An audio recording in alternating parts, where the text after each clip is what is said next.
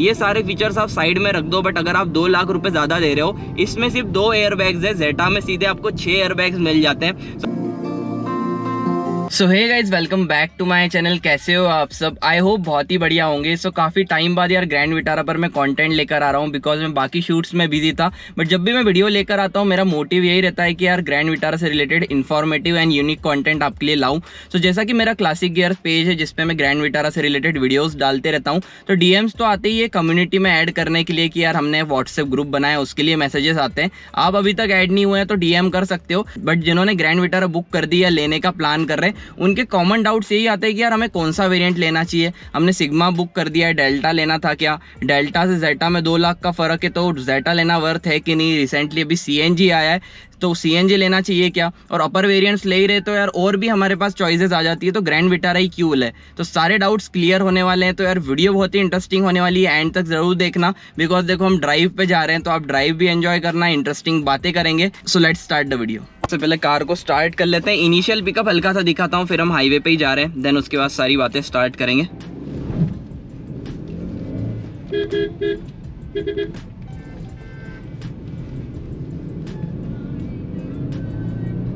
यार initial pickup आप देख सकते हो यार, अगर हायर आरपीएम पे ले जाते हो ना कार को, चलाने में काफ़ी मज़ा आता है। हालांकि मैं तो आराम से ही चलाता हूँ। अब जैसा कि वेरिएंट्स की बात करें तो ग्रैंड विटारा में 4 वेरिएंट्स आते हैं। जैसा कि आप नेक्सा की सारी कार्स देखेंगे तो आप सभी को पता होगा, sigma, delta, zeta and alpha. Alpha top variant है, सिग्मा बेस वेरिएंट है। सबकी प्राइसिंग की भी बात करेंगे, बट जैसा कि अभी डेल्टा एंड जेटा में सीएनजी के ऑप्शंस भी निकाल दिए। उसके बाद आपको ऑटोमेटिक के ऑप्शन डेल्टा से मिल जाते हैं, सिग्मा में नहीं मिलते। उसके बाद आपको स्ट्रॉन्ग हाइब्रिड के मॉडल्स मिल जाते हैं, ऑटोमेटिक के वेरिएंट्स मिल जाते हैं। तो यार बहुत सारा कंफ्यूजन व्यूअर्स को है, वही आज हम क्लियर करने वाले हैं। सबसे पहले तो यार प्राइसिंग की बात कर लेते हैं। एक्स शोरूम प्राइजेस बता रहा हूँ मैं। सिग्मा वेरिएंट की एक्स शोरूम प्राइस है 10,45,000 रुपीज़ एंड डेल्टा वेरिएंट की हो जाती है 11,90,000 रुपीज़। तो base and second base variant में अराउंड 1,50,000 रुपये का डिफरेंस है। और मैं अभी डेल्टा वेरिएंट ही ड्राइव कर रहा हूँ। अब मैं ऐसा नहीं बोलूँगा कि यार डेल्टा वेरिएंट लो, सिग्मा मत लो। वीडियो आज आप देखोगे तो सारे डाउट्स क्लियर हो जाएंगे, बट अभी तो मैं प्राइसिंग की बात कर रहा हूँ। डेल्टा से अगर आपको जेटा पे जाना है ना, तो 2 लाख रुपये का डिफरेंस है। अब बहुत से लोगों को लगता है यार 2 लाख रुपये ले रहे हैं, ये सारा काम तो हम आफ्टर मार्केट करा देंगे, वो चीज़ भी बताऊंगा। और जेटा से अल्फा में फिर आपको 1.5 लाख रुपए का फर्क है। तो सबसे पहले तो यार सिग्मा वेरिएंट की बात करते हैं, और मैं आपको ये बता देता हूं कि कौन से कॉमन फीचर्स है जो आपको बेस मॉडल 12 लाख रुपए सिग्मा की ऑन रोड प्राइस है, 12-20 के अराउंड, और टॉप मॉडल 22.5 लाख तक का जाता है। तो बेस मॉडल से टॉप मॉडल तक क्या फीचर सेम रहने वाले वो मैं आपको बता देता हूँ। एक तो आपको ऑटोमेटिक क्लाइमेट कंट्रोल मिल जाएगा, 17 इंचेस के व्हील्स मिलेंगे, चारों व्हील्स में आपको डिस्क ब्रेक्स मिल जाएंगे। देन उसके बाद जो डायमेंशन है वो सारे वेरिएंट में सेम रहने वाले हैं। हिल असिस्ट जैसे फीचर्स आपको बेस वेरिएंट से कंपनी प्रोवाइड कर रही है। स्टार्ट स्टॉप बटन मिल जाता है, ये कॉमन फीचर्स आपको कंपनी बेस वेरिएंट से प्रोवाइड कर रही है। अब मेन बात आती है कि यार डेल्टा वेरिएंट में क्या फीचर्स मिलते हैं, सिग्मा में क्या नहीं मिलते, और ये 1.5 लाख रुपए आपको पे करना वर्थ है कि नहीं। तो गाइस देखो, सिग्मा से डेल्टा लेने के पीछे मेरा एक सबसे बड़ा रीजन था क्रूज कंट्रोल, बिकॉज मैं हाईवेज पे बहुत ज्यादा जाता हूँ और मुझे क्रूज कंट्रोल की नीड रहती है। अब जिसे क्रूज कंट्रोल नहीं लेना है वो तो सिग्मा ले सकता है, बट मैं भी 1-2 चीज और भी बताऊंगा आगे, पहले फीचर समझाने के बाद कि आपको डेल्टा वेरिएंट क्यों लेना चाहिए। सबसे पहले तो डिफरेंस की बात करें तो आपको इसमें 7 इंचेस का टच स्क्रीन इंफोटेनमेंट सिस्टम मिल जाता है, जो कि सिग्मा में नहीं मिलेगा। मतलब सिग्मा में आपको इंफोटेनमेंट सिस्टम नहीं मिलने वाला। देन उसके बाद स्टीयरिंग पे कोई भी माउंटेड कंट्रोल्स नहीं मिलने वाले, सुजुकी कनेक्ट जैसे फीचर्स नहीं मिलेंगे, रियर में charging socket and boot lamp जैसे फीचर्स नहीं मिलने वाले।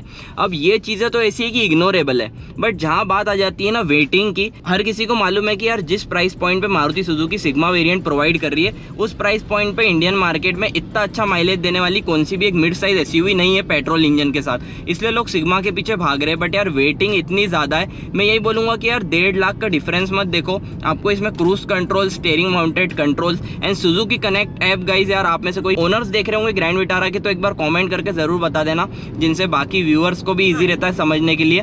तो ये एक चीज़ है, सुजुकी कनेक्ट बोला इतने में तो ऑन ही हो गई है। तो ये बहुत सारे यूजफुल फीचर्स है, बट मेन सबसे क्वेश्चन आता है डेल्टा से जेटा पे 2 लाख रुपए देना चाहिए कि नहीं। अब ये मैं चीज़ वर्थ समझता हूँ, बिकॉज देखो यार मैं आपको जो फीचर्स बता रहा हूँ ना, आप खुद बोल दोगे कि हाँ यार 2 लाख रुपए देना वर्थ है। अब मेरी जो कार है ना उसमें मुझे एलॉयज़ नहीं मिलते। जेटा में आपको सबसे पहले तो एलॉयज़ मिल जाते हैं, और एलॉयज़ की प्राइस आप डीलरशिप पे देखोगे तो 40 से 50 हज़ार रुपये के बीच में है, मतलब 46,000, किसी को 50,000 चार्ज कर रहे हैं। तो एलॉय व्हील्स अपग्रेड हो जाते हैं। देन उसके बाद अभी आपको ये जो हार्ड टच दिख रहा है ना, उसमें पूरी एक सॉफ्ट टच वाली अपहोल्स्ट्री मिल जाती है, जो कि इंटीरियर को पूरा एक प्रीमियम फील देती है। उसके बाद अगर हम बात करें तो बाहर थोड़ी बहुत क्रोम गार्निश देखने को मिल जाएगी। 7 इंचेस का जो टच स्क्रीन इंफोटेनमेंट सिस्टम इसमें मिलता है ना, उसमें सीधे 9 इंचेस का हो जाएगा स्मार्ट प्ले प्रो। ट्विटर्स आपके बढ़ जाते हैं। देन उसके बाद जो स्टीयरिंग है वो तो ओवरऑल सेम ही रहने वाला है, कोई भी डिफरेंस नहीं है। बट एक दो डिफरेंस ये है, जैसा कि फ्रंट में इसके हेडलैम्प बहुत वीक है डेल्टा वेरिएंट में। जेटा से आपको एलईडी हेडलैम्प्स मिल जाएंगे, जिससे आपको विजिबिलिटी काफ़ी अच्छी मिलने वाली है। तो ये कुछ एक्स्ट्रा फीचर्स है जो आपको जेटा वेरिएंट में मिलते हैं। और एक चीज़ मैं कैसे भूल सकता हूँ यार, सेफ्टी पॉइंट ऑफ व्यू में कोई भी कॉम्प्रोमाइज़ नहीं करना चाहता। ये सारे फीचर्स आप साइड में रख दो, बट अगर आप 2 लाख रुपये ज़्यादा दे रहे हो, इसमें सिर्फ 2 एयरबैग्स है, जेटा में सीधे आपको 6 एयरबैग्स मिल जाते हैं। तो guys safety point of view से काफ़ी अल्टीमेट चीज़ रहने वाली है जेटा वेरिएंट। IRVM ये देख सकते हो सिंपल ही मिल रहा है, उसमें आपको ऑटो डिमिंग फीचर, SOS जैसे फीचर्स के साथ मिल जाता है, तो वो भी एक यूज़फुल चीज़ रहने वाली है। डेल्टा से जेटा में आपने देखा इतना डिफरेंस है। अब ऐसा नहीं बोलूँगा मैं कि यार आपका बजट नहीं है फिर भी लो। अब लोग जो बोलते हैं ना कि यार मैं बेस मॉडल लेके इतने पैसे बाहर से करा दूंगा, तो अभी तक का मेरा एक्सपीरियंस इतना रहा है ना गाइस कि यार देखो आफ्टर मार्केट चीज़ें सारी हो जाती है, बट जो कंपनी फिटेड वाली चीज़ एक ट्रस्ट बोलते हैं ना, वो आफ्टर मार्केट आप कहीं भी करा लो, दिल्ली करोल बाग में करा लो, इंदौर शास्त्री मार्केट में करा लो, या आपकी स्टेट्स की जहाँ भी अच्छी ट्रस्टेड शॉप्स है ना वहाँ पे भी करा लोगे, तो ये चीज़ आपको प्रोवाइड नहीं करने वाली। अब डेल्टा और डेल्टा ऑटोमेटिक में 1.5 लाख रुपए का डिफरेंस है। CNG की तरफ भी हम बढ़ेंगे, बट जहाँ जेटा से अल्फा पे जाने की बात आती है ना, जेटा से अल्फा में आपको है 1.5 लाख रुपए का डिफरेंस। अब उसमें बहुत कम चीज़ें आपको देखने को मिलेगी, चेंजेस ज़्यादा बड़े नहीं है। मेरे ख्याल से आप जेटा एंड अल्फा में कन्फ्यूज हो तो जेटा वैल्यू फॉर मनी मिलने वाला है, बिकॉज जेटा प्लस में आपको सनरूफ मिल जाता है, जेटा में नहीं मिलता। अब अल्फा में देखें ना जेटा से क्या क्या डिफरेंस है। एक तो आपको जो स्टीयरिंग है वो लेदर रैप मिल जाएगा, सीट्स लेदर रैप मिल जाएगी, मतलब प्रीमियमनेस थोड़ी बढ़ा दी है। सनरूफ आपको एक एक्स्ट्रा देखने को मिल जाता है, ड्यूअल टोन कलर्स आ जाते हैं, और एक चीज़ और है वो है 360 डिग्री कैमरा। तो ये सारे ऑप्शंस आपको देखने को मिल जाएंगे अल्फा वेरिएंट में। फिर अल्फा हाइब्रिड ये सब मॉडल में आपको डिजिटल क्लस्टर, ये मतलब 22.5 लाख तक की कार जा रही है। अब मैं ऐसा नहीं बोलूँगा कि यार वो वेरिएंट ले लो, बिकॉज ऑब्वियस सी बात है यार, जब आप 21-22 लाख रुपए इंडियन मार्केट में पे कर रहे हो तो इतने सारे ऑप्शंस आ जाते हैं, मतलब आप कौन से भी दूसरे ब्रांड्स की ओर शिफ्ट हो सकते हो।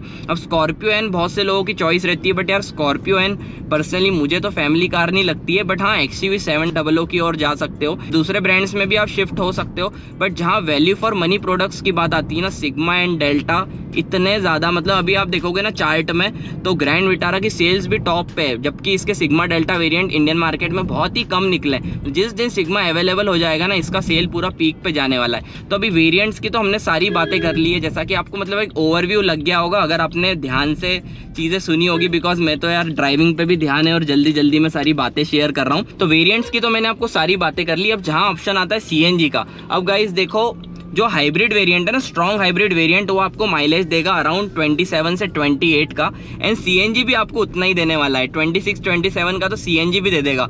अब दोनों में आपकी बूट खत्म होने वाली है। स्ट्रॉन्ग हाइब्रिड में भी काफ़ी कम बूट मिलती है, CNG वेरिएंट लोगे उसमें भी काफ़ी कम बूट मिलेगी।